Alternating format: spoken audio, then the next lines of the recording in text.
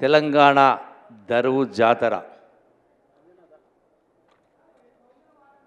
సాంస్కృతిక సంబరాల్లో భాగంగా దరువు జాతర ఏర్పాటు చేసినటువంటి ఎల్లన్నను అంజన్నను నేను ప్రత్యేకంగా అభినందిస్తా ఉన్నా.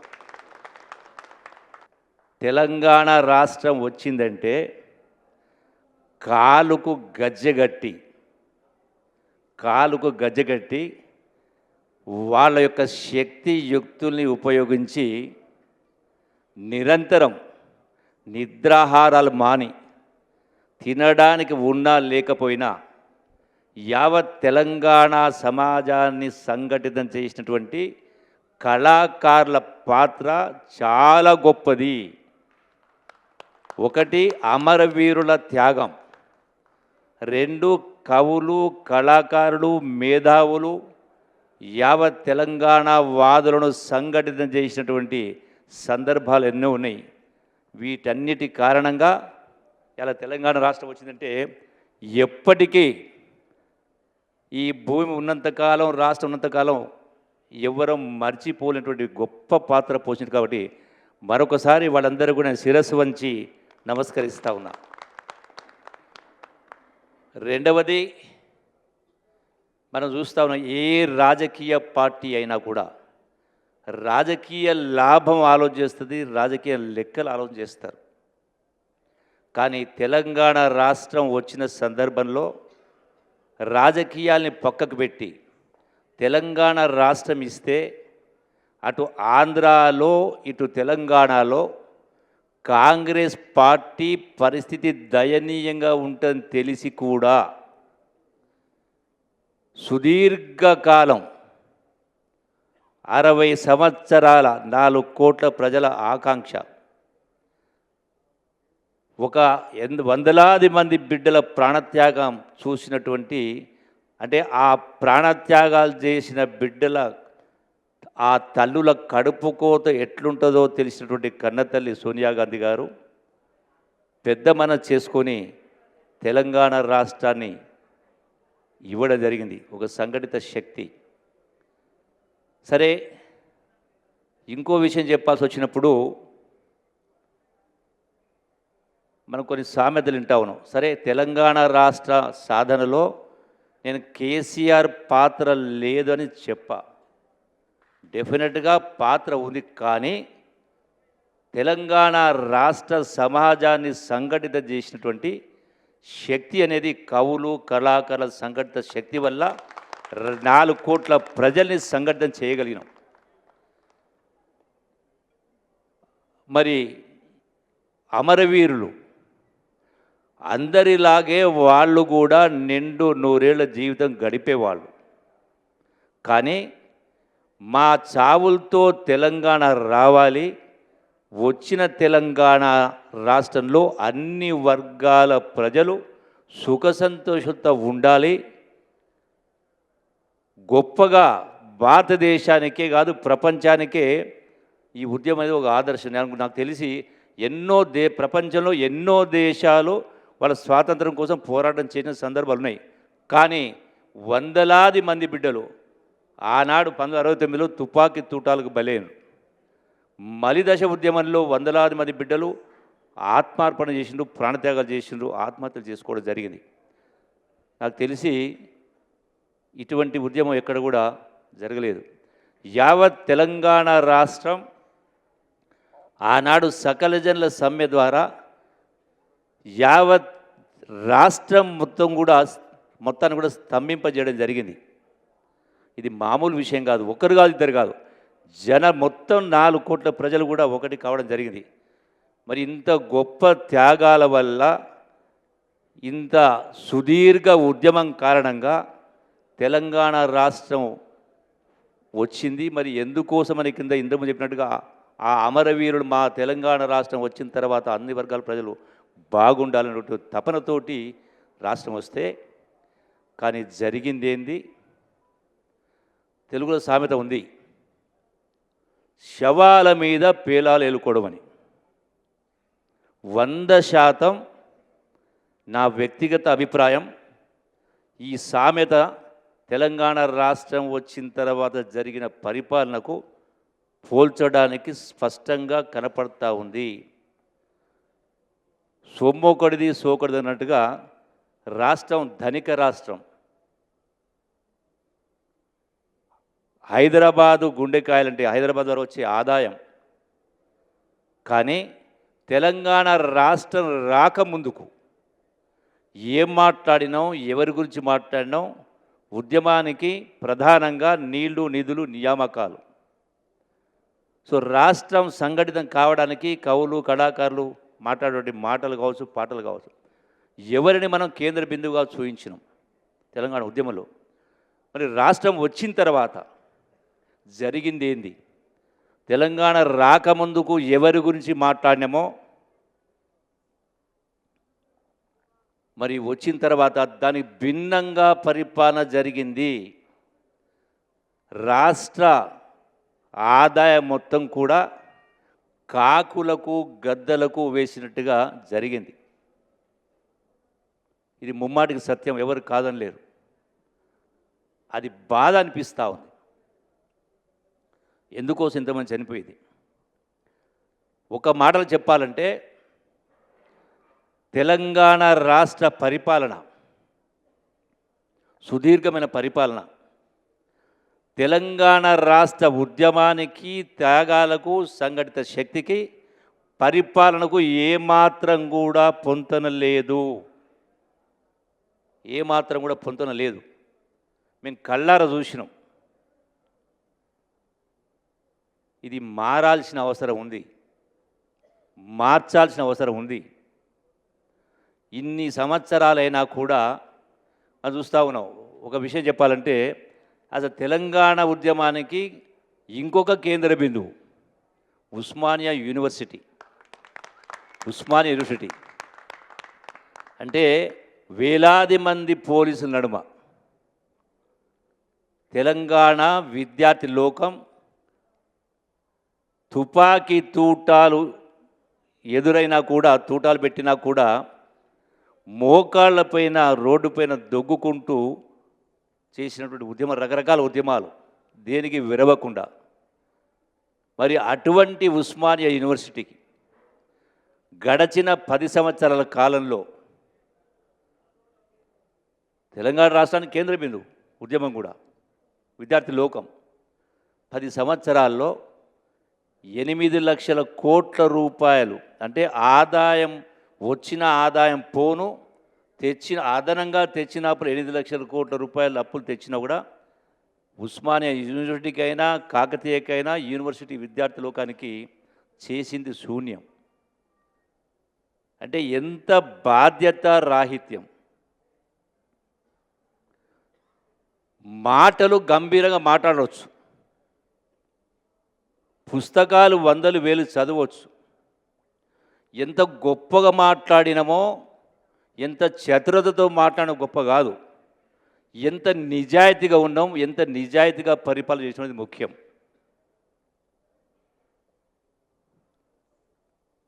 అందుకే ఈ రోజున ఇలా ఇప్పటికీ కూడా తెలంగాణ రాష్ట్రం బీద రాష్ట్రం కాదు, వనరులు లేని రాష్ట్రం కాదు, అన్ని రకాల సకల సౌకర్యాలు, సకల సంపదలు రాష్ట్రం. కానీ ఎవరికి చెందాలనో వాళ్లకు చెందలేదు ప్రజలకు. చాలామంది అంటే వాస్తవం చూడాలంటే ప్రధానంగా ప్రజాస్వామ్యంలో 4 ప్రధానమైన అంశాలు అంటే ప్రజాస్వామ్యం, నిజాయితీ పరిపాలన. ప్రజాస్వామ్యానికి పాతరేసిండ్రు, అవినీతి ఆకాశం అంత ఎత్తుకు ఎగిరింది, కుటుంబ పాలన, రకరకాల.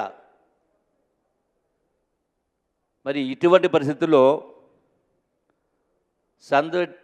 సందుట్లో సడిమి అన్నట్టుగా రకరకాల వాళ్ళు వస్తున్న కొత్త కొత్త పార్టీలు వస్తూ ఉన్నాయి, కొత్త కొత్త నాయకత్వాలు మాట్లాడుతుంటారు. ప్రజలు అమాయకులు కాదు. స్వార్థం కోసం మాట్లాడే వాళ్ళు చాలా మాట్లాడుతూ ఉంటారు. అంత మాత్రానికే దేవుడు అందరికీ పేదవాళ్ళైనా ఉన్నవాడైనా అందరికీ కూడా సమానమైన తెలివితేటలు ఉన్నాయి, మేధాశక్తి ఉంది, అన్నీ వింటారు. సందర్భం వచ్చినప్పుడు కేసీఆర్ మాటల్లో కర్రు గాల్చి వార్త పెడతానని చెప్పిన మాట మాట్లాడరు కదా, అది ఆయనకు కూడా దక్కింది కదా. సందర్భం వచ్చినప్పుడు మాట్లాడింది ఏంది, చేసింది ఏంది. అందుకే ఒక నిజాయితీ ఉండాల, నిజాయితీ పరిపాలన ఉండాలి. అవకాశం వచ్చినప్పుడు మనం ఇప్పటికి కూడా గాంధీని ఎందుకు తెలుసుకుంటాం, మహాత్మా గాంధీ కానీ ఆనాటి జాతీయ నాయకులు ఇప్పటికీ ఎందుకు ఫోటోలు పూజ చేస్తాం, ఎందుకు దింపేసిర్రు 10 సంవత్సరాలకే. అంటే మీ ఆలోచన విధానం, చదువు వేరు, సంస్కారం వేరు. ఎన్ని పుస్తకాలు చదివింది ఎంతో గొప్పగా మాట్లాడింది గొప్ప కాదు, ఒక తపనతోటి పరిపాలన చేసేది ఉండే. ఆ కుటుంబాలు చాలామంది ఇలా బాధపడే కుటుంబాలు చాలా ఉన్నాయి. ఒక సందర్భం జ్ఞప్తికి చేస్తూ ఉన్నా, జేఏసీ పెట్టింది ఆనాడు, సకల జనుల సమ్మె వీరోచితంగా యావత్ సమాజాన్ని సంఘ చేయడంలో ప్రముఖ పాత్ర పోషించడం జరిగింది. ఆ సందర్భంలో సరే వందలాది మంది ప్రాణత్యాగాలు జరిగిన సందర్భంలో ఆ రోజున సకల జన సమ్మె సబ్జెక్టు కరెక్షన్ 2011లో సెప్టెంబర్ డిసెంబర్ అంటే ఐ థింక్ రద్దయిన సకల జన సమ్మె బంద్ అయినటువంటిది డిసెంబర్ అనుకుంటాను, somewhere on 5th or so. ఆ సందర్భంలో సకల జనుల సమ్మె బంద్ అయిన రోజున్నే ఆనాటి ముఖ్యమంత్రి కిరణ్ కుమార్ రెడ్డి గారు ఇంకెక్కడి ఉద్యమం అణిచేసిన అన్నాడు, ఇంకెక్కడి ఉద్యమం అణిచేసిన అన్నాడు. అట్లనే అదే రోజు ఢిల్లీలో ఈ మధ్యలోనే పరమపదించినటువంటి కావూరు సాంబశివరావు, తెలంగాణ ప్రజాప్రతినిధులు అరగంట సేపు కూడా పదవులు వదిలి ఉండలేరు అన్నాడు. ఒక ప్రముఖ పత్రికలో తాటికాంతి అక్షరాలతో హెడ్లైన్స్, అది చూసిన తర్వాత మళ్ళీ అంటే ఆ యొక్క త్యాగాలు అంటే ఒక అమరవీరులు వరుసగా ఒక్కొక్కటిగా ప్రాణత్యాగాలు జరుగుతూ ఉన్నాయి. అంతకంటే ముందు ఉస్మాన్ యూనివర్సిటీ ఉద్యమం నడుస్తూ ఉన్నప్పుడు నేను కూడా ఉస్మాన్ యూనివర్సిటీకి వెళ్ళడం జరిగింది. ఎప్పుడైతే ఈ యొక్క ఉద్యమం ఎప్పుడైతే సకల జన సమ్మె కాలాఫ్ అయిందో, ఏ రోజైతే కిరణ్ కుమార్ రెడ్డి అన్నాడు మాట్లాడడం జరిగిందో, ఏ రోజైతే కావూరు సాంబశివరావు మాట్లాడడం జరిగిందో, అదే రోజు పొద్దున 7 గంటల పేపర్లు చూసిన తర్వాత ఉండలేకపోయినాం. ఆ సందర్భంలో ఆ రోజు నేను చాలామందికి ఫోన్ చేయడం జరిగింది. ఎవరు ముందుకు రాకపోతే అదే రోజున అంటే యొక్క తెలంగాణ ఉద్యమం అణిచేసిన ఒక ఆయన అంటున్నాడు, తెలంగాణ ప్రజాప్రతినిధులందరూ కూడా అరగంట సేపు పదవులు వదిలింటారు ఒక ఆయన అంటున్నాడు. ప్రముఖ పత్రికల్లో పతాక శీర్షిక వచ్చింది. అంటే యావత్ తెలంగాణ సమాజాన్ని అవహేళన అవమానం చేసిన పరిస్థితిలో తెలంగాణ రాష్ట్రం వచ్చే వరకు తెలంగాణ ఉద్యమం మండుతూనే ఉండాలనేటువంటి ఆనాడు విద్యార్థులకు ఉస్మాన్ యూనివర్సిటీ విద్యార్థులకు మాటకు కట్టుబడి ఆనాడు రాజీనామా చేసి మంత్రికి ఎమ్మెల్యేకు రాజీనామా చేసి జిల్లాలో పాదయాత్ర చేసే కార్యక్రమం చేయడం జరిగింది. నేను గొప్ప కోసం చెప్పడం లేదు, త్యాగాలు చాలామంది ఇలా ఉన్నటువంటి వాళ్ళందరూ కూడా ప్రతి ఒక్కరూ వాళ్ళ స్థాయిల్లో సంసారాన్ని వదిలిపెట్టి పిల్లాజల్లిని వదిలేసి ఒక తపనతోటి అకౌంట్ దగ్గర తెలంగాణ రావాలని కదా. తెలంగాణ ఇప్పుడు తప్పింటే మళ్ళీ 100 ఏళ్ళైనా తెలంగాణ రాష్ట్రం వచ్చేది కాదు. ఈనాడు తెలంగాణ వచ్చిందంటే ఇక్కడ ఈ యొక్క రవీంద్రబాద్ ఉన్నటువంటి మొత్తం ఇలాంటి కళాకారులు కవులు కాలుకు గజ్జగట్టి ఇలా సమాజాన్ని సంఘటిత చేసిన కారణంగానే ఈ అవకాశం వచ్చింది. మరి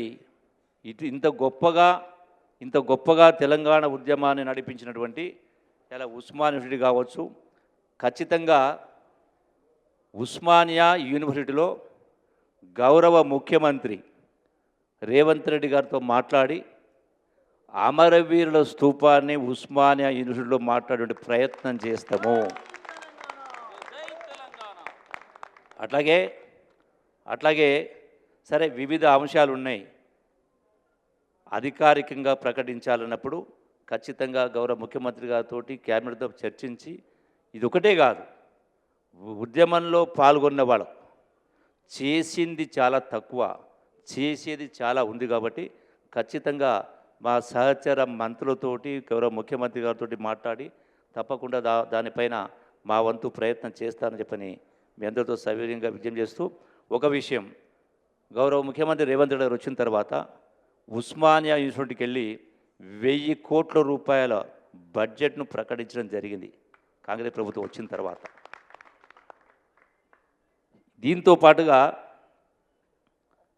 ఇంకా ఏ లక్ష్యం కోసం తెలంగాణ రాష్ట్రం తెచ్చుకున్నామో ఆ లక్ష్యం నెరవేరాలంటే, అన్ని వర్గాల ప్రజల ఆశలు కలలు నెరవేరాలంటే చేయాల్సింది కూడా చాలా ఉంది. ప్రభుత్వం చేయాల్సి ఉంది, సంఘాలు చేయాల్సిన అవసరం చేసేటువంటి కార్యక్రమాలు ఉన్నాయి, సంస్థలు చేసేటువంటి కార్యక్రమాలు ఉన్నాయి, వ్యక్తులు చేసేటువంటి కార్యక్రమాలు ఉన్నాయి.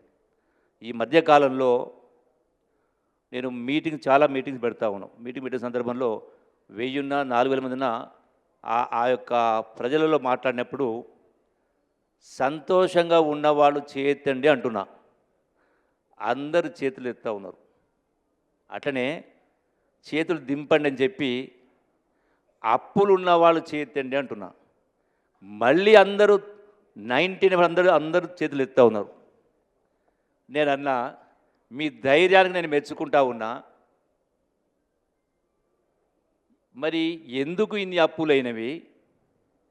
మీ ముత్తాతలు, తాతలు, తండ్రులు, మీరు, మీ బిడ్డలు రకరకాల వ్యవసాయాలు, కూలీనాలి, రకరకాల వృత్తులు, రకరకాల వ్యాపార ఉద్యోగాలు చేస్తూ ఉన్నారు. ఈ సంపాదన ఒకవైపు, మళ్ళీ ప్రభుత్వాల నుంచి వివిధ రకాల సంక్షేమ కార్యక్రమాలు, 1000 కోట్ల రూపాయలు సంక్షేమ కార్యక్రమాలు, ఈ రెండు కలిపితే మీ ఖాతాలలో నిల్వ నగదు మూలుగుతుండాలా? మీ మెడలలో 5 తులాలు 10 తులాలు దగదగ బంగారం మెరుస్తూ ఉండాలా? ఎక్కడ పోయినా ఇవన్నీ కూడా అన్నప్పుడు అందరూ కూడా అందుకనే అన్నప్పుడు నేను చెప్పిన వాళ్ళకు, అంటే తిరుపతి వెంకన్న ఎత్తుకపోయిండా, నరేంద్ర మోడీ ఎత్తుకపోయిండా, రేవంత్ రెడ్డి ఎత్తుకపోయిండా, జూపల్లి కృష్ణరావు ఎత్తుకపోయిండా అని స్పష్టంగా నేను అన్నా. ఎవ్వరు ఎత్తుకపోలేదు. ప్రభుత్వాల పాత్ర కొంత ఉంది, మీ పాత్ర కూడా ఉంది అన్న. అందరూ కూడా అంటే నిశ్శబ్దంగా వింటూ ఉన్నారు. ఒకటి, ప్రైవేటు చదువుల పేరు మీద లక్షల రూపాయలు ఖర్చు పెడతా ఉన్నారు. ఒక బాబు కానీ పాప కానీ తన కాళ్ళపై నిలబడి ఆ కుటుంబాన్ని పోషించే స్థాయికి ఎదగాలంటే కనీసం 15 సంవత్సరాల పాటు చదవాలి. ఈ రోజున నేను గ్రామాల లెక్కలు కూడా తీసిన కొన్ని. ఒక్కొక్క గ్రామంలో 2, 3, 4, 5 బస్సులు వెళ్తూ ఉన్నాయి. అండ్ యావరేజ్, మీకు టైం ఉందంటే కొద్దిగా టైం తీసుకుంటాం, మీకు ఇబ్బంది లేదంటే, ఎందుకంటే ఇక్కడ ఉన్న వాళ్ళందరూ కూడా మేధావులు కాబట్టి ఉన్నారు కాబట్టి. అయితే అంటే ఎందుకు ప్రైవేటు విద్యాశాలకు పంపిస్తూ ఉన్నారు అంటే గొప్ప చదువులు రావాలని. వాస్తవంగా ప్రభుత్వ పాఠశాలలో చెప్పేవాళ్ళు ఎవరు, ప్రైవేట్లో చెప్పేవాళ్ళు ఎవరు? ప్రభుత్వ పాఠశాలలో చెప్పేటువంటి వాళ్ళు చదువులు చదివి పోటీ పరీక్షలు పాస్ అయినటువంటి వాళ్ళు, నౌకర్లు వచ్చిన వాళ్ళు ప్రభుత్వ పాఠశాలలో ఉన్నారు. సరే, పోటీ పరీక్షల్లో ఆ ఉత్తీర్ణులు కాని వాళ్ళు, నౌకర్లు రాని వాళ్ళు, వాళ్ళ బతుకు తెరువు కోసం 10,000 బయట పనిచేస్తూ ఉన్నారు, ప్రైవేట్ స్కూల్ పనిచేస్తూ ఉన్నారు. అన్నప్పుడు మరి సంవత్సరానికి యావరేజ్ 50,000 లెక్కేస్తేనే, 50,000 1,02,000 ఖర్చు పెడతారు. 50,000 లెక్కేస్తేనే 15 సంవత్సరాలకు 7.5 లక్షలు అవుతుంది. మరి సొంత పైసలు అడిగితే అందరు చేతులు లేస్తారు, 2 రూపాయల మెత్తి 3 రూపాయల మెత్తి చూస్తూ ఉన్నారు. అంటే అవన్నీ కలగలిపితే వాళ్ళకి తెలియకుండానే 15, 20, 30 లక్షల రూపాయలు ఖర్చు అవుతూ ఉన్నాయి. అదే పనిని ఎట్లయితే తెలంగాణ రాష్ట్రాన్ని ఒక సంఘటిత శక్తిగా మనం తెచ్చుకున్నామో, అదే రాజకీయాలు ఓట్లు వచ్చినప్పుడు ఎవరి ఓట్లు వాళ్ళు వేసుకోండి, ఎవరి అభిప్రాయం. కానీ ఓట్లు అయిన తర్వాత యావత్ గ్రామం ఒక సంఘంగా, ఒక సంఘటిత శక్తిగా ఏర్పడి, అది మహిళా సంఘాలైనా, రైతు సంఘాలైనా, యువజన సంఘాలైనా ఒక సంఘటిత శక్తిగా ఏర్పడి అందరు కలిసి మాట్లాడుకుంటే మీరు పెట్టే ఖర్చులో 10% ఖర్చు పెడితే అంతకంటే గొప్ప చదువులు మన గ్రామాలనే వస్తవి. గొప్ప చదువులు మన గ్రామాలనే వస్తాయి. ప్రైవేటు గవర్నమెంట్ టీచర్లు లేని 3 గంటలు ఉదయం, గవర్నమెంట్ టీచర్ లేని సాయంకాలం 3 గంటలు, ఉదయం 7 నుంచి సాయంకాలం 7 దాకా నడిపించి ఏర్పాటు చేస్తే ప్రతి స్కూలు కూడా ఒక రెసిడెన్షియల్ స్కూల్ అవుతుంది. అంటే లక్షల రూపాయలు ఆదా అవుతాయి. రెండవది ఆరోగ్యాలు. అంటే ప్రైవేట్ హాస్పిటల్లో లక్షల రూపాయలు ఖర్చు అవుతూ ఉన్నాయి. మాకే కళ్ళకు నీళ్ళు వచ్చినట్టు అనిపిస్తుంది. కన్న బిడ్డలు నమ్ముకున్నటువంటి ఉదంతాలు ఉన్నాయి. స్వయంగా నాకు తెలుసు కూడా. ట్రైబల్ వాళ్ళు అంటే లెక్క తీస్తే ఒక శాసనసభ్యునిగా నా నియోజకవర్గం నుంచి సంవత్సరానికి మినిమం 10 కోట్ల రూపాయలు సీఎం రిలీఫ్ ఫండ్ ఇస్తా ఉన్నాం. మేము ఎంత ఇస్తాం సీఎం రిలీఫ్ ఫండు? 10 లక్షలు ఖర్చు అయినా 5 లక్షలు ఖర్చు అయినా మనం ఇచ్చేటువంటిది 60,000, 70,000. సరే, ఇంకా ఏదైనా ప్రత్యేకంగా శ్రద్ధ తీసుకొని గౌరవ ముఖ్యమంత్రి మాట్లాడితే కొద్దిగా ఎక్కువ రావచ్చు. అంటే ఈ లెక్క ప్రకారమే 10 కోట్లు అంటే మా దగ్గరకు వచ్చేవాళ్ళు ఎంతమంది? 50% కూడా రారు, వివిధ కారణాల వల్ల. రకరకాల హాస్పిటల్ పోతారు, తొందర అని చెప్పి ఎక్కడ పోతూ ఉంటారు, రానిమంటారు. ఈ లెక్కన చూస్తే సంవత్సరానికి 20,000 కోట్ల రూపాయల ప్రజాధనం అనేది ప్రైవేటు హాస్పిటల్ దవాఖానల పాలవుతూ ఉంది. కార్పొరేట్ హాస్పిటల్ పేరు, ప్రైవేట్ హాస్పిటల్ పేరు మీద. అంటే ఇట్లా ఇస్తూ ఉంటే అట్లా పోతూ ఉన్నాయి. రోజుకు 1 గంట మనది కాదంటే నిండు 100 ఏళ్ళ జీవితం మనదే. ఎన్నో మార్గాలు ఉన్నాయి, ₹1 ఖర్చు కాకుండా. అంటే లక్షల రూపాయలు ఆదా అవుతాయి. అట్లనే ఉన్నా లేకున్నా పాప పెద్ద మనిషి ఏంటంటే ఎంత ఖర్చు అవుతుందమ్మా? 10,000 ఖర్చు అవుతుందంటే లేదు సార్, 1,00,000, 2 లక్షలు ఏళ్ళు చూపిస్తూ ఉన్నారు మైకులో మాట్లాడితే. అంటే ఎందుకు చేస్తారంటే ఎవరికంటే పిల్లల సంతోషం కోసం ఉంటారు. కానీ అన్న పిల్లల సంతోషం కోసం కాదు, మీ సంతోషం కోసం. ఎందుకంటే చెయ్యకపోతే పక్కింటోడు ఏమనుకుంటాడో, ఎదురింటోడు అనుకుంటాడో, వియ్యంపురాలు రకరకాల కారణాల వల్ల చేస్తూ ఉంటారు. అంటే ఫాల్స్ ప్రెస్టీజ్ వల్ల. అందుకే నేనైతే భగవద్గీత చదవలేదు. స్వధర్మం ఆచరణ సాధ్యం, పరధర్మం అతి భయంకరం. ఇవన్నీ కలగలిపి అప్పుల పాలైన తర్వాత రోడ్డు పాలైతే ఎవరు ఆదుకోవడం రారు. అందుకే ఆలోచన జరగాల. వీటితో పాటుగా ఇలా నేను ఎక్సైజ్ మినిస్టర్ నాకుంది. ఒక మాట అన్నాడు, నేను మొన్న ప్రొఫెసర్ కాసిం గారు ఉస్మానియా యూనివర్సిటీ పోయినా, లాస్ట్ మైక్ నాకు ఇచ్చారు. జూపల్లి గారు ఎట్లా సమర్థించుకుంటారో ప్రొహిబిషన్ అండ్ ఎక్సైజ్ అని ఉంది, ఎట్లా సమర్థించుకుంటారో చూడాలని చెప్పని మైక్ ఇచ్చిండు. సరే, ప్రొహిబిషన్ అంటే మద్యపాన నిషేధం, ఎక్సైజ్ అంటే మళ్ళీ లిక్కర్. సో ఎక్సైజ్ శాఖ మంత్రిగా నా డ్యూటీ నేను నిర్వహిస్తూ ఉన్నా. బాటిల్ పైన లేబుల్ హానికరమని వేస్తూ ఉన్నాం, ఎట్టయితే సిగరెట్ పైన ఉంటుందో. సో లిక్కర్ బాటిల్ మళ్ళీ ఉంటుంది, లేబుల్ ఉంటుంది, డూప్లికేట్ కాకుండా అని.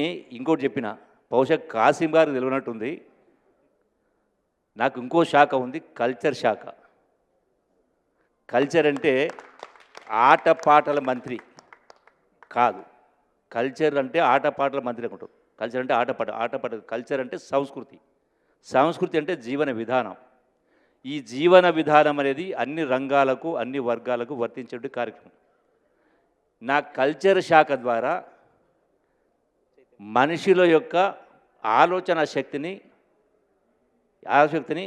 పరివర్తన తెచ్చి బాటిల్ ఎదురంగా పెట్టినా కూడా తాగకుండా చేసే కార్యక్రమం చేస్తా అని చెప్పాను.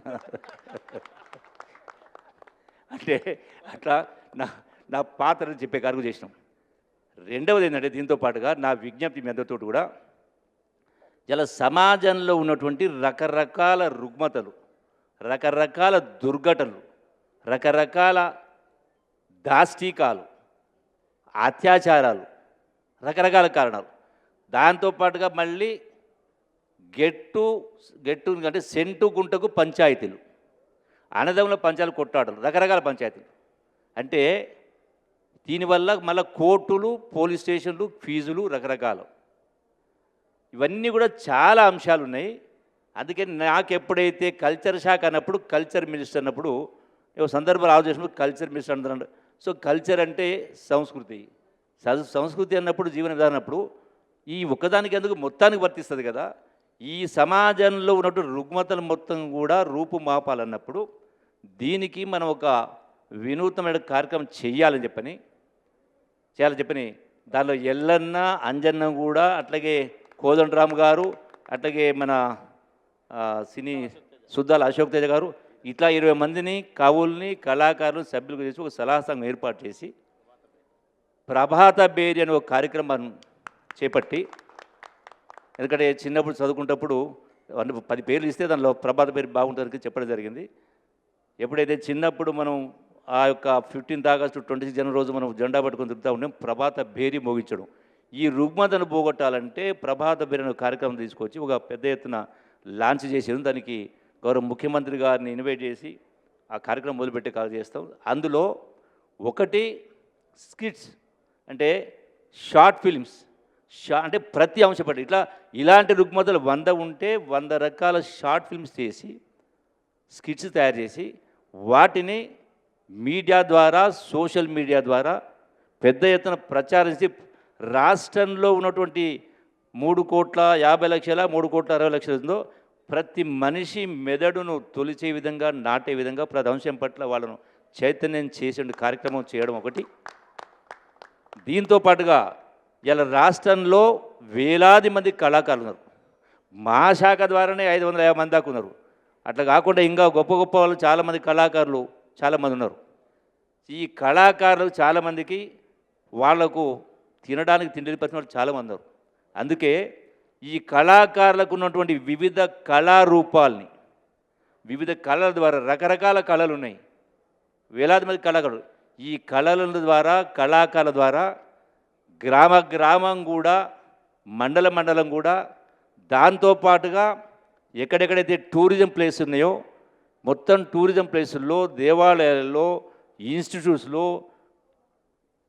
పెద్ద పెద్ద క్యాంపస్ల్లో వీళ్ళ ద్వారా, ఈ కళారూపాల ద్వారా ప్రచారాన్ని చేపట్టే కార్యక్రమం చేసి ఎంతో కొంత మార్పు తెచ్చే కార్యక్రమం చేయాలనే తపనతోటి ఒక ప్రయత్నానికి ఒక శ్రీకారం చుట్టే కార్యక్రమం చేస్తాం. ఇప్పటికే ఒక ఫైనల్ స్టేజ్కి వచ్చింది.